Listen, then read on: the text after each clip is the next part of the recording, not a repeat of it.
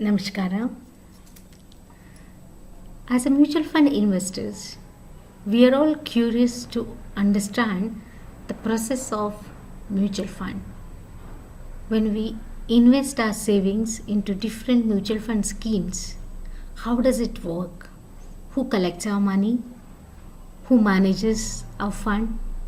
Who invests our fund into different portfolios? And who keeps an account of the securities, the unit holders, details. Also, how does the interest of the mutual fund investors are safeguarded? So these are all questions related to how does a mutual fund work, or in other way, the different constituents of mutual fund as per Security Exchange Board of India mutual fund regulations. Let's learn today the details related to the constituents of mutual fund. The Security Exchange Board of India has planned a 4-tier system for managing the complete mutual fund process. The mutual fund in India are governed under the SEBI's regulations 1996. The SEBI has provided a 4-tier system wherein the 4 constituents as per SEBI are the sponsoring company or the sponsor. Secondly, we have trustees, the asset management company, and fourthly, the custodian. So, let's learn about all these 4 constituents, the regulations, rules, and the responsibilities of these 4 constituents as per SEBI's Act. The organization structure of mutual fund is usually the companies come together, collect the fund, and start a mutual fund. They are called as the sponsors. Then the sponsor has to appoint trustee as well as the custodian. Now trustee will manage the fund, and the money that is being kept with trustee will be invested into different portfolios, a diversified portfolios, in such a way that investors can earn a maximum returns with a minimum possible risk. And that work is done by the fund managers who work for the asset management companies, or we call it as AMCs. Also, we have one custodian. Now custodian's work is to keep a record of total unit holders, to safeguard the interest of the unit holders, to keep registration details of unit holders, how many units are being sold, how many units are being held by different mutual fund schemes, will be managed by the custodian. Also, we have distribution agents, bankers, and RT agents who will be helping out in the managing mutual fund schemes. Now, let's learn about how does a sponsor manages the mutual fund, the SEBI's regulations, and the eligibility criteria for the mutual funds. The sponsor is a person who acts alone or in combination with another body corporate and establishes a mutual fund as per the SEBI mutual fund regulations. Now, sponsor can be any banks, the corporate bodies, either 1 or 3-4 corporate bodies which come together and establish a mutual fund which is being permitted by the mutual fund regulations of SEBI. Now, what is the criteria to be a sponsor to start a mutual fund? Now, SEBI guidelines says that any financial institutes having a good track record and a positive net worth can sponsor or establish a mutual fund. they should have a minimum 5 years of financial service business experience in order to be a sponsor. Also, of the total corpus of fund which is supposed to be kept to establish a mutual fund, out of that 40% of the fund, the net worth of the asset management company should be sponsored or contributed by the sponsor. So these are the eligibility criteria which are supposed to be maintained. If these criteria are met, then any financial institute can establish a mutual fund. Now the terms and the conditions for registering as a sponsor as per the SEBI are that the sponsoring company has to pay a application fee. Now the application fee to be paid by the sponsoring company is rupees 25,000. The sponsor has to file an application for registration of the mutual fund in a prescribed form as mentioned by the SEBI's regulations, and along with the application fee of rupees 25,000. And also the sponsor has to furnish all the information as required by the SEBI. Secondly, every year they need to pay annual fees. Now annual fees which the sponsor has to pay will be based on the total net worth of such established mutual fund. Usually as on 31st March the total asset which are held by the established mutual fund, of that net worth, if that net worth is up to 400 crores, then such sponsor has to pay an annual service fee of rupees 2.5 lakhs. If the net worth crosses 500 crores and if it is less than 1000 crores, so anywhere between 500 crore to 1000 crore, if there is a net worth, then such sponsoring company has to pay an annual fee of rupees 3.5 lakhs.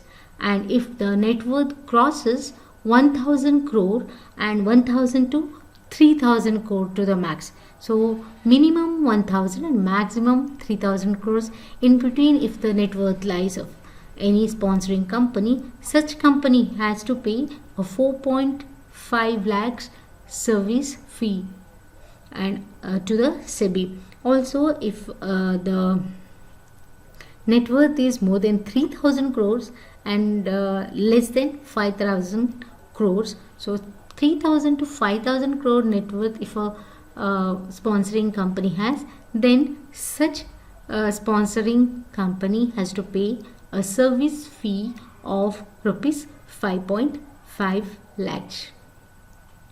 Anywhere more than 5000 crore net worth if any sponsoring company has, then such mutual fund has to pay the service fee of rupees 6.5 lakhs. Now if the net worth is more than 10,000 crores, if the net worth is more than 10,000 crores, anywhere above 10,000 crores if they have a net worth, then such mutual fund has to pay a service fee of rupees 7.5 lakhs. So these are the terms and the conditions which are applied as per the SEBI's regulations 1996 to establish themselves and register themselves as a sponsoring company. So this is the complete details related to the sponsoring company. Students, let's now learn about the second constituents of a mutual fund, that is the trustee. Now the SEBI regulations amendments 1999 defines the trustee. Now trustee is defined as a person who holds a property of the mutual fund in the trust for the benefit of the unit holders, and the trustee all includes a trustee company and the directors of the trustee company. The under section 14 to 18 of the SEBI's mutual fund regulations explains about the operations of a trust. The trust should contain a trust deed, and the trust deed should be registered under the Indian Registration Act 1908. Also, the contents of the trust deed should be in such a way that the trust deed shall contain such clauses which are mentioned in the third schedule of the trust, and such other clauses which are necessary for safeguarding the interest of the mutual fund unit holders. Also, the trust deed should be framed in such a way that no trust deed shall contain a clause which has the effect of limiting or extinguishing the obligations or the liabilities of the trust in relation to any mutual fund or in relation to any unit holders. The trustee should be maintained in such a way that it should always safeguard the interest of the unit holders and benefit the investors.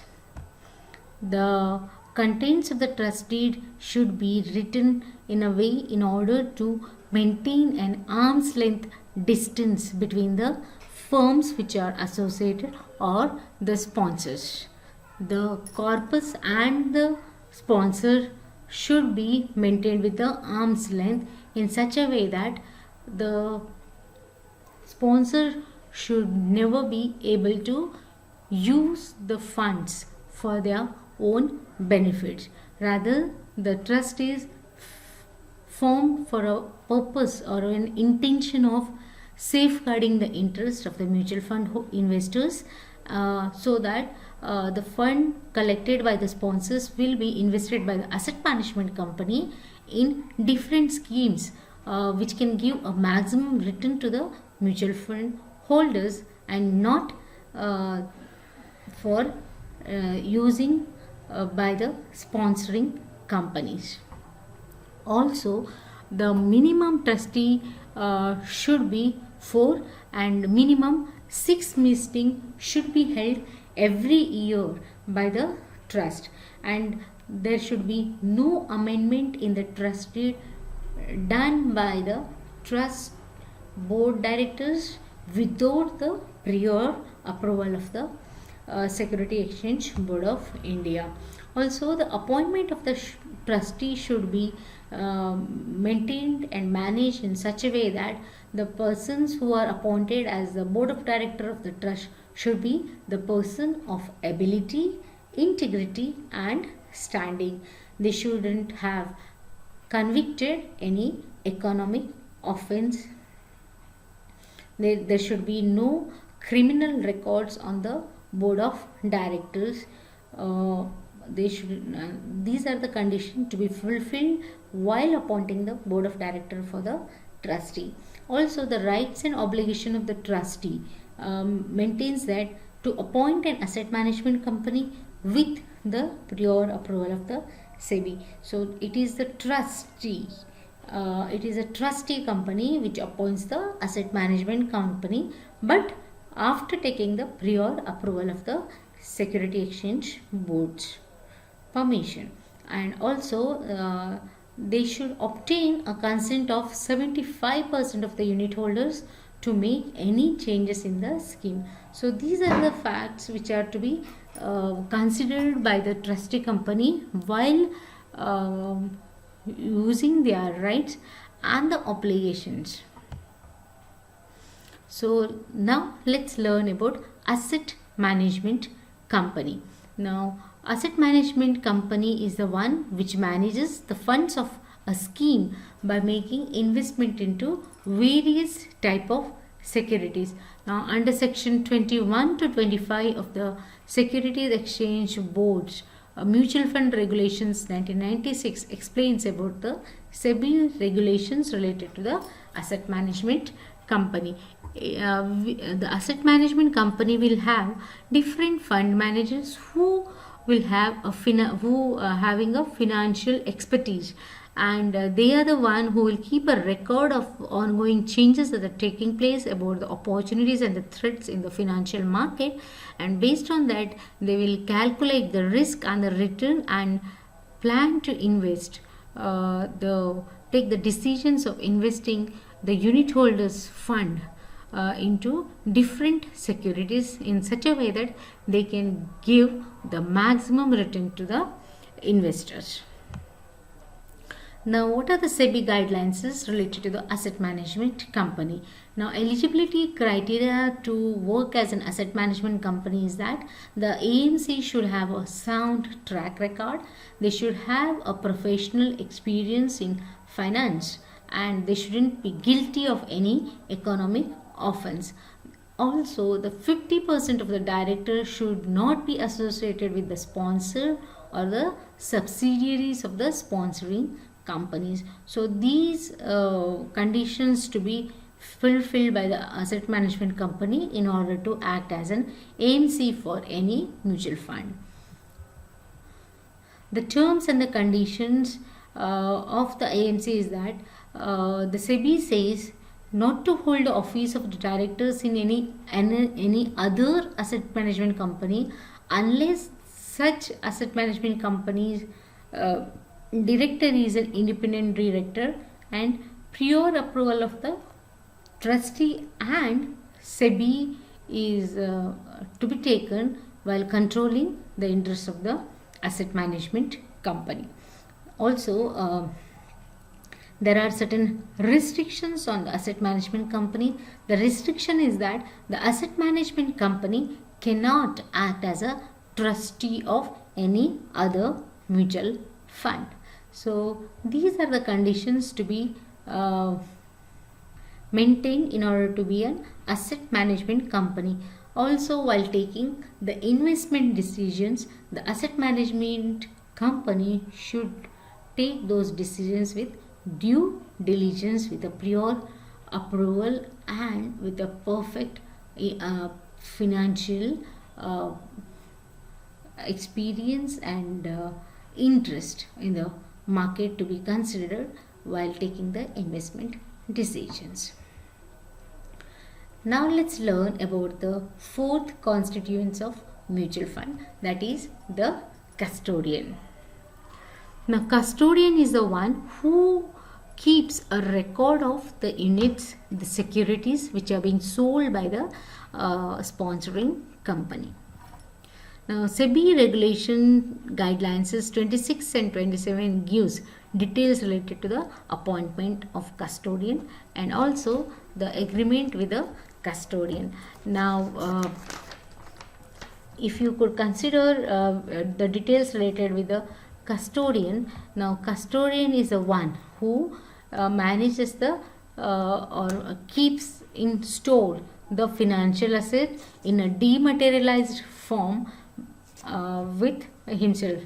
In India, we have two custodians. One is CDSL, Central Depository System, and we have NSDL. So these are the two custodians under whom usually the depository, the assets of the mutual funds will be maintained in the dematerialized.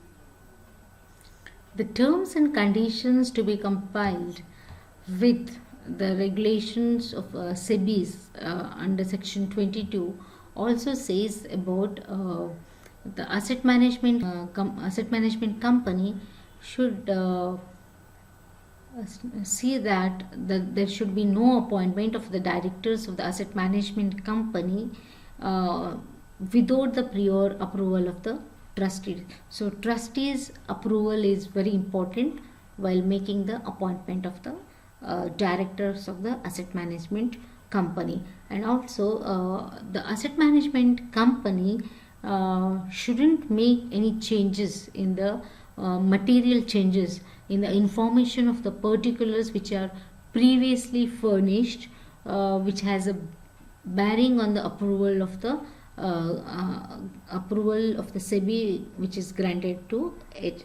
Also, the asset management company should undertake very seriously all the regulations which are given by the SEBI. Now, any change in the controlling assets of the asset management company should be done only with the prior approval of the trustees and the board and the unit holders.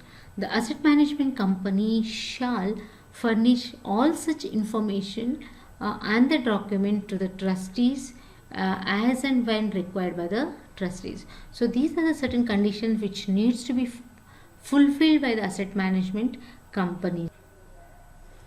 The custodian usually provides the custodial services and ensures the safekeeping of the securities to the sponsoring companies. So usually the custodian as a safekeeper of the securities performs certain very important functions, such as maintaining the accounts of the securities of any client. He also collects the benefits or the rights according which are accruing to the clients in respect of the securities. It is the custodian who maintains and reconciles the records of the securities, and the custodian also helps in transferring of the securities in the name of the trust, and very importantly, he will see to it that the custodian will prevent the manipulation of records and the documents. Now, appointment of the custodian will be as per the SEBI's regulations under section 26. Now, under section 26 says about the mutual fund should appoint a custodian in order to carry out the custodial services of the schemes of the funds and send information of the same to the Security Exchange Board within the 15 days of appointment of the custodian. Under section 27 of the SEBI regulations explains that the guidelines says that the no custodian in which the sponsor or its associates holds 50% or more voting rights of the share capital of the custodian, or where 50% or more of the directors of the custodian represents the interest of the sponsor or its associate, shall act as a custodian for a mutual fund which are constituted by the same sponsor or any other associate of such sponsors. So also under section 27 says about the agreement which is to be formed by the sponsoring company with the custodian. The mutual fund shall enter into a custodial agreement with the custodian, and it should contain the clauses which are necessary for the efficient and orderly conduct of the affairs of the custodian. So these are the conditions as per the SEBI regulations which are to be met by the four constituents, that is the trustee, the sponsoring company, the asset management company, and lastly the custodian. Now, while marketing any scheme, before a scheme is marketed by a sponsoring company, it has to get a approval of the trustees. The asset management company has to provide the detailed information to the investors in a specific form which are prescribed by the SEBI, which is also called as offer document, or the it is called as prospectus.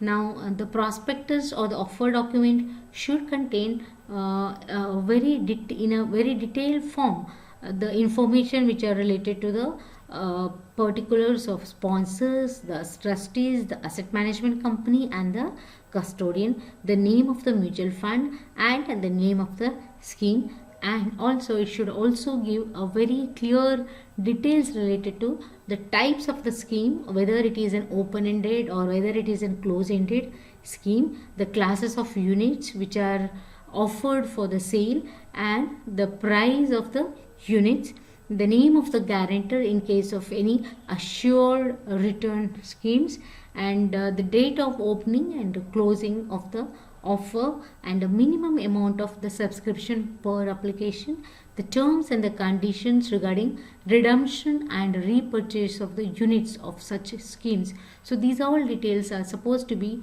mentioned in the offer document or the prospects while the marketing of any mutual fund schemes.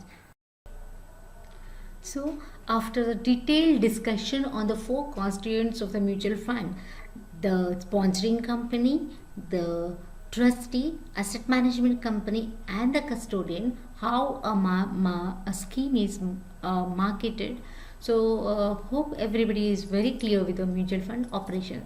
Let's just have a quick recapitulation of the mutual fund operations with a small diagram. So, as per the mutual fund regulations, as explained by the Stock Exchange Board of India, it is SEBI which gives all the guidelines related to how a sponsoring firm is to be registered. Now, what is the application fee, what is the annual fee to be paid by the sponsoring company, and then it is also the SEBI which gives the guidelines also related to appointment of a trustee by a sponsoring company, and then the sponsoring company will appoint a trustee and a asset management company. The asset management company will start its operations of investing the corpus of the savings or the funds which are received by the unit holders or the investors. Now, the asset management company has different fund managers who will be checking and keep doing a very good research on the financial market related to the opportunities and the threats which are there, and based on which they will plan for giving a maximum return to the investors and with the minimum amount of risk possible by planning out different mutual fund schemes. Now, the mutual fund schemes are being in which the investors will be investing their money, and that will be giving these investors a amount of returns. Now, the investors units, the details about the records of total investments done, about the clients, or details on the repurchase, details on the refunding, and total amount of units which are being sold are all maintained by the custodian. So this is how the complete mutual fund operations works. Let's just have a small example on the mutual fund operations. Now, the sample here you can see the structure of a mutual funds in India. Now, we have here HDFC Asset Management Company, which is we consider it as an asset management company or AMC. We have sponsor here is HDFC Life Investments. Now, the sponsor will appointing a trustee. They have a trustee which is HDFC Trustee Company, and then there are asset management company will introduce different mutual fund schemes, wherein in these mutual fund schemes the mutual investors like me and you will be investing our money into, and how much money is being invested by the unit holders, how many units are being sold, how many units are repurchased, how many units are purchased, the details related to the accounts, redemptions, repurchase will be maintained of this. All the details about the operations of the asset management company will be maintained with the custodian here.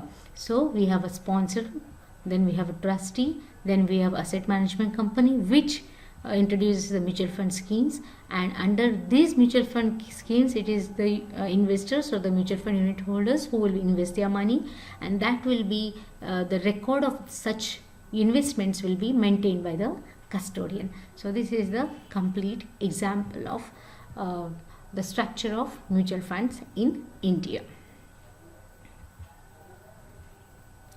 So now let's learn about the advantages of mutual funds. Now, why should we invest in the mutual funds? How mutual funds are beneficial to the investors when we are comparing the mutual funds with the traditional investments such as fixed deposits in any banks or postal deposits or RDs and pygmies, compare or the stock market investment compared to such investment. How does this advantage mutual fund investment is very advantageous? So let's try to understand this one by one. Just imagine with one simple purchase, if you can invest in hundreds of different securities, hire a professional manager, and keep your investment cost low. That sounds interesting, isn't it? And that is what represents the power and the importance of mutual fund. When you are investing in a mutual fund, specifically if you are investing in any SIPs, the systematic investment plans, just as small as you can start with a monthly investment of 500 rupees or 1000 rupees, and you can get all these advantages. That is very, very interesting, isn't it? So let's try to understand this one by one. Now, the advantages of mutual fund, firstly, is there is a wide selection of options. When you want to invest in the mutual funds, you find n number of options. You can invest in open-ended funds, you can invest in the closed-ended funds, you can invest in FOFs, you can invest in the global funds, you can invest in the tax benefit related fund. So there are wide selections which are available to the investors. Secondly, when you are investing in the mutual fund, there is this diversification of assets which you can do. Now, more is the diversification of assets, the less is the risk that as an investor we need to we need to suffer with. So more diversification helps us to get a more returns, and also helps us to avoid risk.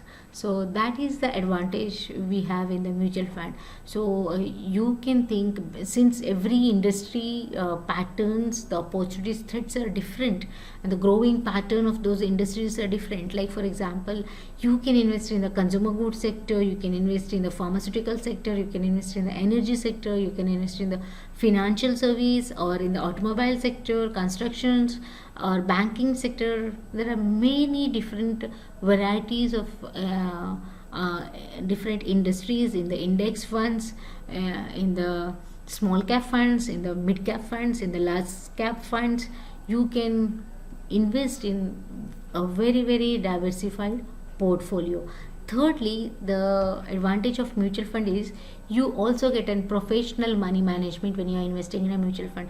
See, for example, when you are investing in the stock market, since we have always seen in India, people say investment in the stock market is risky. Why? Because we don't have much idea about how the market works. When will be there boom, or when there is a bullish or a bearish movements, and we might end up losing huge money when you are investing in the stock market because of lack of experience, lack of professional knowledge related to the market fluctuations. Whereas when you are investing in the mutual fund, the very advantage that we find is the asset management company, who on our behalf with a professionally qualified fund managers invest our money into the different mutual fund schemes in the capital market, so that we can earn a maximum amount of return. And that too, it is, if you would have seen, there are certain funds like balance fund, or when you see with the indexed fund, that there are certain funds which are charging you as low as 0% or 0.5% fees. Okay, so with the cheapest or with almost a nil fees, we are getting an advantage of professional management of our fund. Also, there is a low management fees and expenses. Now, when you are investing in the open-ended fund or in the closed-ended fund, if after a particular time when there will be nil exit load, so whenever you are investing in a mutual fund, you find hardly 0.5% to 1%, or to the max of 2% is an entry fee. And when you are exiting, if after the term, if you are exiting, you might end up not paying any exit load, a zero or a nil exit load. So that is this can happen only because the mutual fund houses pools money from thousands and lakhs of unit holders, and the money will be pooled together and invested. So the cost of investments reduces drastically, and that advantage will be given or passed over to the investors. So these are the very important advantages of mutual fund which we can see. Also, when you are investing in mutual fund schemes, open-ended mutual fund schemes, you find quick liquidity. Like any moment you can just remove your money without paying any exit loads. If you are a heavy tax payer, then investment in the mutual fund could be again more beneficial to such a person, because there are certain tax advantage in certain schemes of mutual fund. Like there are tax implications on the dividend payouts. We have tax implications also on write-off and carry forward. We can also have tax benefits for the specific tax saving investments. So these are all kind of advantages, and tax deductions up to 15 lakh comes with a lock-in period of 15 years. So with a lock-in period of 3 years. So this is the biggest advantage we have when you are investing in the mutual funds. Now, when you are investing in a mutual fund for a longer term, that has again much more benefits from investors' point of view. Whenever you are investing in a mutual fund, investing with a long-term horizon in a mutual fund with a specific goal will definitely helps you out to get better returns with the minimum risk, and also the long-term horizon definitely unleashes the power of compounding. The power of compounding, your money goes on getting built up more and more. It gets compounded when you keep it invested for a longer time. So also, the earlier you start your investing in the mutual fund, it will also help you to beat the inflation. And there is an very important advantage to the small investors, that even the smallest investment of monthly as small as 500 to 1000 rupees investment can definitely give you a bigger returns when you are keeping your whole corpus for a longer term. So let's just recapitulate the different advantages that we have discussed of the mutual fund. Mutual fund investments are secure. Mutual fund investments also gives you a tax benefits that will definitely give you high returns, because mutual fund investments are professionally managed by the fund managers of the asset management company. You can go for small investment through systematic investment plans, or you can also have a choice of investing a lump sum amount directly into the mutual fund. Also, there is a chance, there is one more advantage of lowest cost. The minimum entry load and the minimum or a nil exit load usually we find for the different mutual fund schemes. Then there is a diversification of assets that takes place. Your money that you have invested will be invested into different sectors among different industries and the different firms. So your risk gets diversified, and you end up earning a huge returns with a minimum risk. Also, there is a very important advantage of liquidity when it is with a mutual fund. In case you need your money in an emergency, you can just apply for a redemption, and within 3 or 4 days you get your money being paid in your account. Also, the expert advice and the services are being given in a mutual fund, unlike in the stock market. So these are the advantages of mutual funds that we have seen in today's session. Thank you.